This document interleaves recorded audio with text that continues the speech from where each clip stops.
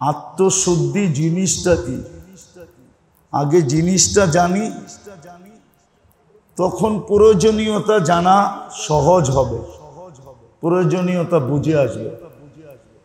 জিনিসটাই বুঝলাম না, তাহলে তো প্রয়োজনীয়তা বুঝে আসবে না।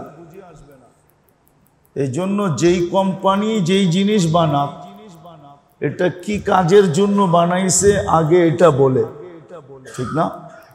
কি মনে হয় বুঝাইতে পারি না? কার্যকরিতা কি, ঠিক না? কি কাজের জন্য, এটা কি জিনিস, জিনিসের পরিচয় দেয়। একটা ছোট উদাহরণ দিয়ে বুঝাইতে চাই। ইসলাম হলো, এটাকে বলা যেতে পারে যোগাযোগ ব্যবস্থা। কি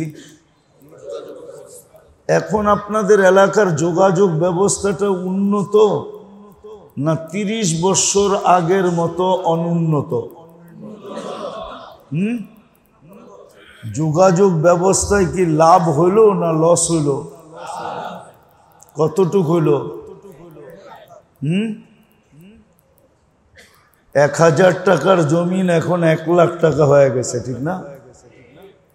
এটা দেখাইলাম আর কি, দাম তো আরো বেশি, ঠিক না? আরো বেশি না? কিন্তু এক সময় 1000 টাকায় শতাংশ পাওয়া যেত, ঠিক না?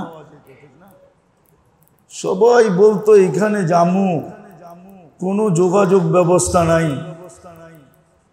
পায়ে হাইটা যেতে হবে, বর্ষা হইলে নৌকায় চড়তে হবে, এইখানে যে কি করবো? কিন্তু আদিবাসী তো বললে নৌকা হইলেও থাকতে হবে, পায়ে হাঁটলেও এইখানেই থাকতে হবে, আমরা আদিবাসী, ঠিক না?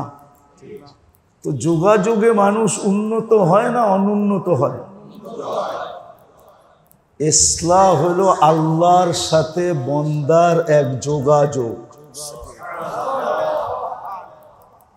বন্দার এক, মনে হয় সহজে বুঝাইতে পারি না।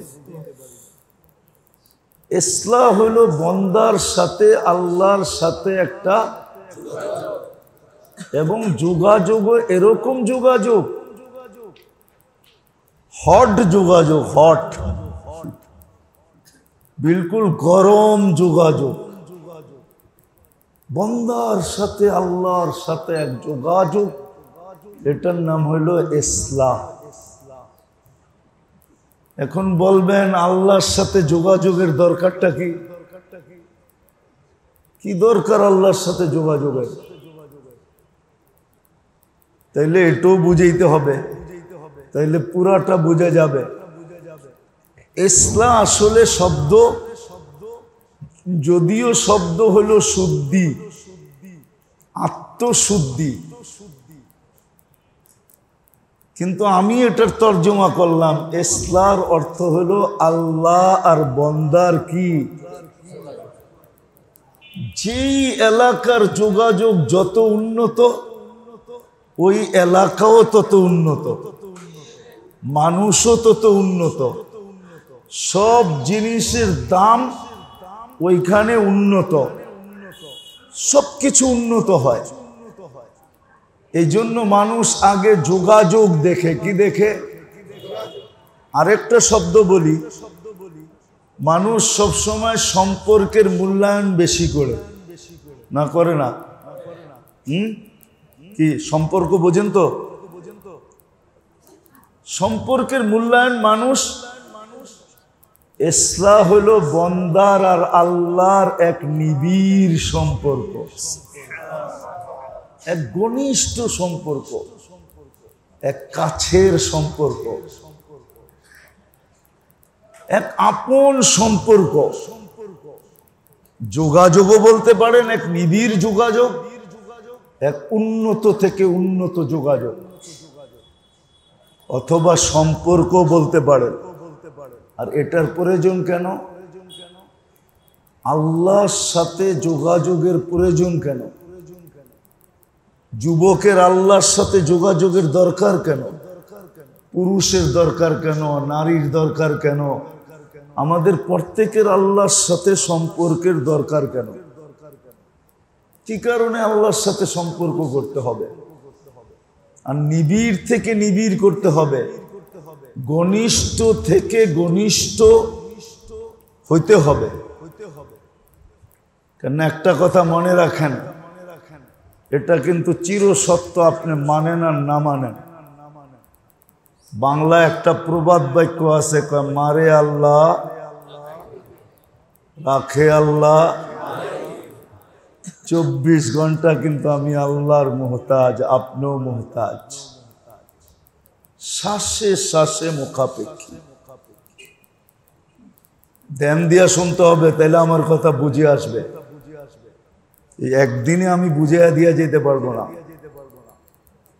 ইসলাহি প্রোগ্রাম তো, এটার জন্য আমার 100 বার আসলেও কম হবে।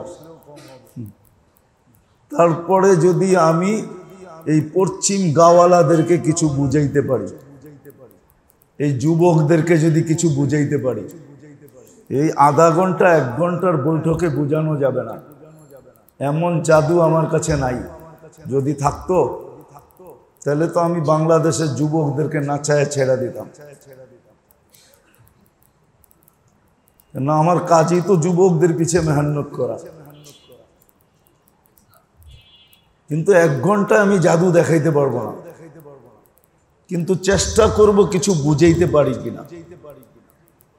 জাদু দেখানোর জন্য আমাকে অনেকবার এখানে আসতে হবে, তাইলে হয়তো আল্লাহ চাহে তো একটা পরিবেশ দাঁড় করানো যাবে, একটা পরিবেশ তৈরি হবে। তো প্রথম তো বুঝে আসলো কিনা জানি না যে ইসলাহ জিনিসটা কি। ইসলাহ হলো আল্লাহ আর বন্দার সাথে ঘনিষ্ঠ থেকে ঘনিষ্ঠ যোগাযোগ। ইসলাহ হলো আল্লাহ আর বন্দার সাথে ঘনিষ্ঠ থেকে ঘনিষ্ঠ সম্পর্ক। যেই জিনিসের মাধ্যমে হয় ওটার নাম হলো ইসলাম। এখন আমি তরতিব দেখাবো ঘনিষ্ঠ থেকে। এখন প্রশ্ন আসলো, কেন আমরা সম্পর্ক গড়ব? তাইলে ওই ছোট প্রবাদ বাক্য মনে রাখতে হবে, রাখে আল্লাহ মারে কে, মারে আল্লাহ রাখে কে। 24 ঘন্টা কিন্তু আমরা শ্বাসে শ্বাসে আল্লাহর মুহতাজ। শ্বাসে শ্বাসে শ্বাসে শ্বাসে আল্লাহর মুহতাজ, আল্লাহর মুহতাজ। একই কামরায় বৈশা এক ব্যক্তি দিনা দিদায় শ্বাস নিতেছে আর ছাড়তেছে, আর ওই কামরার ভিতরে আরেকজনে মেশিন ভেন্টিলেটর দিয়ে শ্বাস নিতেছে আর ছাড়তেছে। মনে হয় বুঝাইতে পারবে না। কামরা কিন্তু হাসপাতালের কামরা, নার্স ডাক্তার ওইখানে বসেই কি দিতেছে, বিনা দ্বিধায় শ্বাস নিতেছে আর কি করতেছে, ছাড়তেছে। আর ওদের সামনে আরেকজনে ভেন্টিলেটরে নিতেছে আর ছাড়তেছে। ভেন্টিলেটর বুঝেন? করোনার সময় ভেন্টিলেটর ছিল, শ্বাস নেওয়ার জন্য ছাড়ার জন্য এক মেশিন। হ্যাঁ, সবাই সাধারণভাবে নিতেছে আর ও মেশিন দিয়া নিতেছে। আমরা শ্বাসে শ্বাসে আল্লাহর মুহতাজ, কদমে কদমে মুহতাজ। কোরআন এই দিকে ইঙ্গিত দিছে, আনতুমুল ফুকারা আল্লাহু হুয়াল গানিয়্যুল হামিদ। ও মানুষ, তোমার চেয়ে ভিক্ষুক কেউ নাই, তুমি বড় মুহতাজ, বড় মুখাপেক্ষী। কার? আল্লাহ। আল্লাহ বলে আমার মুখাপেক্ষী তুমি, আমাদের মুখাপেক্ষী তুমি, আমি আল্লাহর মুখাপেক্ষী তুমি। কেন আল্লাহ? আল্লাহ বলে ইন্দানা খাজাইন, সব ভান্ডার আমাদের কাছে, তোমাদের কাছে কিচ্ছু নাই। যদি থাকতো তাহলে দুনিয়াতে তৃতীয় লিঙ্গ কোনোদিন হইতো না, দুটাই লিঙ্গ হইতো, একটা পুরুষ একটা নারী, তৃতীয় লিঙ্গ হতো না। আল্লাহ বলে সব ভান্ডার আমাদের কাছে, তোমাদের কাছে কোনো ভান্ডার নাই। ওমা নুনাজ্জিলুহা ইল্লা বিকাদারিম মালুম, আমি দিলে পাও, না দিলে পাও না। ওয়েদার একটু ঠান্ডা হয়েছে, কে করছে? না পানি ছিটাইছেন আকাশের মধ্যে? ছিটান নাই? হ্যাঁ, কে ঠান্ডা করছে ওয়েদার একটু যে ঠান্ডা হয়েছে? হ্যাঁ, আল্লাহ বলে সব ভান্ডার আমাদের কাছে। যুবকের যৌবন লাগবে তো সব ভান্ডার আমাদের কাছে। এই জন্য আল্লাহ মানুষকে নিশ্চয় অস্তিত্ব দেন, মিসকিন অস্তিত্ব দেন, মিসকিন ফকির অস্তিত্ব দেন নিশ্চয়। মার পেটের থেকে যখন বাচ্চাটা আসে, যদিও সৃষ্টির সেরার বাচ্চা, সৃষ্টির সেরার বাচ্চা না, মানুষের বাচ্চা তো সৃষ্টির সেরা না, সৃষ্টির সেরা মাও বাবাও, ঠিক না? আবার বাচ্চাও কি? কিন্তু নিশ্চয় তো, নিশ্চয় বোঝেন না? বাচ্চাটা বিলকুল অসহায়, বিলকুল নিশ্চয়, কোনো সয় নাই ওর, কিচ্ছু নাই ওর ভিতরে, কোথাও কোনো যোগ্যতা নাই। আজকে তো যুবকের কাছে যৌবনের যোগ্যতা আছে, ঠিক না? পুরুষের কাছে পুরুষত্বের যোগ্যতা আছে, নারীর কাছে নারীত্বের যোগ্যতা আছে, আমাদের সবার কাছে হাজারো যোগ্যতা আছে। এরকম যোগ্যতা আছে এত দামি যে সোনা রূপার ভান্ডার পর্যন্ত হার মাইনা যায়। ভান্ডার পর্যন্ত, খনি পর্যন্ত হার মানে, সোনা রূপার খনি। এটা আমি বলতেছি না, আল্লাহর রসুল মুহাম্মাদুর রাসূলুল্লাহ সাল্লাল্লাহু আলাইহি ওয়াসাল্লাম বলতেছে, মানুষ আন্নাস মাআদিন কা মাআদিনিদ যাহাবি ওয়াল ফিদ্দা, মানুষ তুমি ভান্ডার, রত্নের সোনা রূপার ভান্ডারের চেয়েও দামি ভান্ডার। তোমার ভিতরে যোগ্যতা দিয়া ভরা। কেমন যোগ্যতা? যেইখানে লাগবে তার ভিতরে চমক আসবে, চমক। চমক বুঝেন কি? বলেন না কি চমক? কি? হ্যাঁ, ওইটাই আলোকিত। ওইটাই কি? শুধু আলোকিত না, আলোকিতর সাথে সাথে ওইটাই আকর্ষণের পাত্র। আপনি দেখেন, যুবকের মোবাইলটা লন, এটাকে খুইলা দেখেন, অর্ধেকের বেশি পাইবেন প্লাস্টিক, ঠিক না? কি মনে হয় যুবকরা বোঝে টোঝে না, ঠিক না? পশ্চিম গাঁও দেখা, গ্রাম দেখে কিছু বুঝো না, কি অর্ধেকের বেশি পার্টস ভিতরের প্লাস্টিক না? কি কও? জোড়াতালি দিয়ে তো বানাইছে, ঠিক না? এই অ্যান্ড্রয়েড সেটের ভিতরে যোগ্যতা কার লাগছে? মানুষের, ঠিক না? এখন কি অ্যান্ড্রয়েড সেট না পাইলে বাপের জবা পর্যন্ত করতে চায় না? চায় না? হ্যাঁ, বেশি দূরে যাইতে হবে, গলায় পাড়া দিতে চায়, গলা পাড়া। যুবকরা গলায় পাড়া দিতে চায় মা বাবারে, অ্যান্ড্রয়েড সেট লাগবো। কোত্থেকে দিবা এটা জানি না, দিবা কিভাবে দিবা এটাও জানি না, কোত্থেকে দিবা এটাও জানি না, কিন্তু দিবা, এটাই তো যুবকরা দি হা উ কয় না, এটাই তো বলে মা বাবারে যে বন্ধুদের কাছে আছে, আমার কাছে নাই।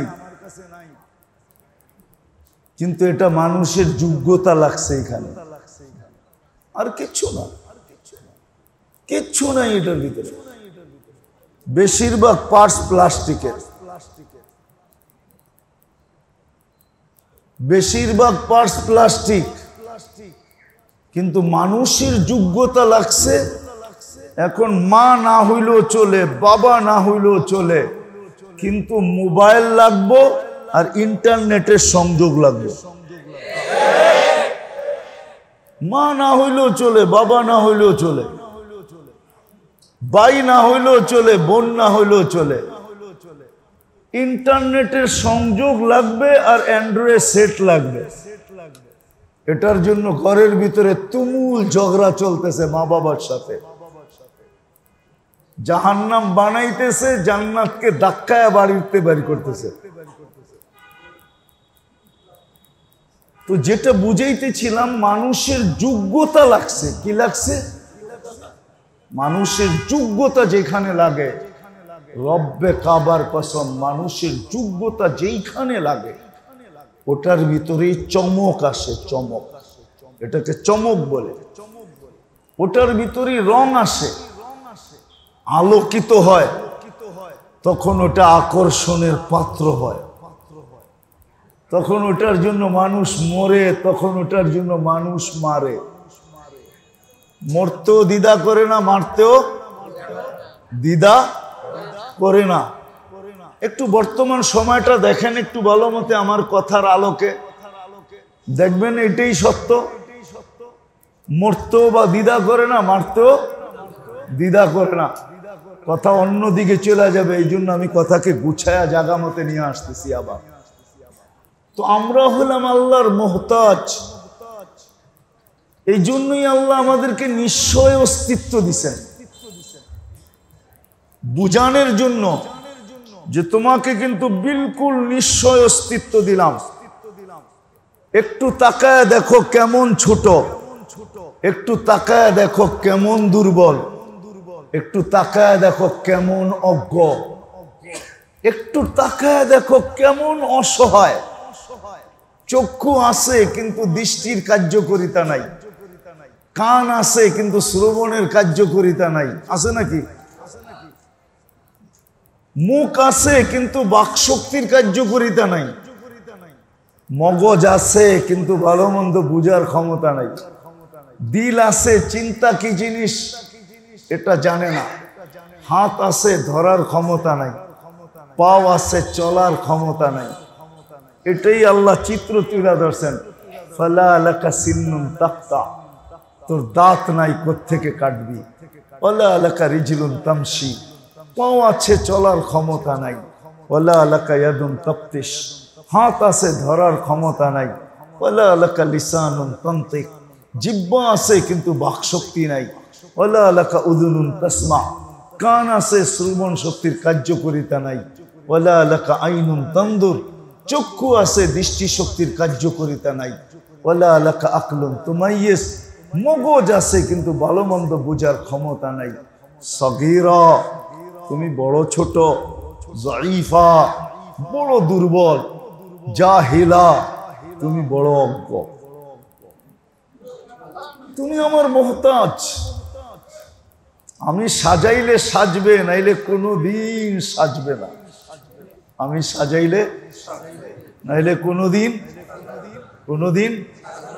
আমি বড় করলে বড় হবে, নাইলে জীবনে তুমি বড় হবে না।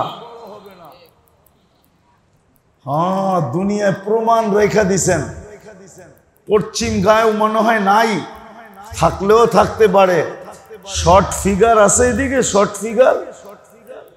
হ্যাঁ, এটাকে কি বলে? বাওনা। কি আল্লাহ বলে আমি বড় করি নাই।